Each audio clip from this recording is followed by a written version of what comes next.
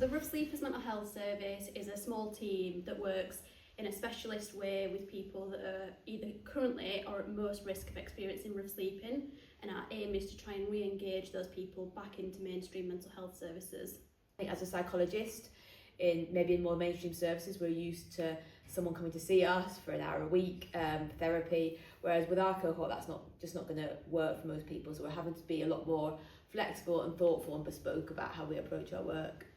We worked with a gentleman who is now accommodated in a temporary staffed provision who's had quite a successful move on. That was something that we helped facilitate by working with him whilst he was in a different situation, whilst he was rough sleeping, sleeping in a tent outside of Leeds. And we worked with him, worked with the teams around him to increase the amount of support that he was accessing.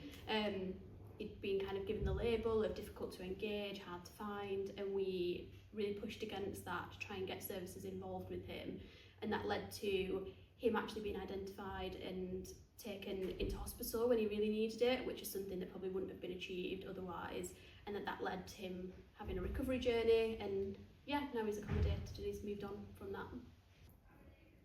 You know, having close relationships day to day with your colleagues and feeling, you know, responsible for the running and development of that service keeps me motivated every single day. I know it's really important that I do my bit and that, you know, we all rely on each other quite a lot, which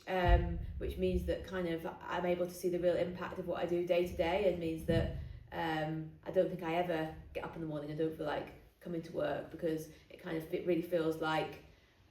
what we're doing can make a difference and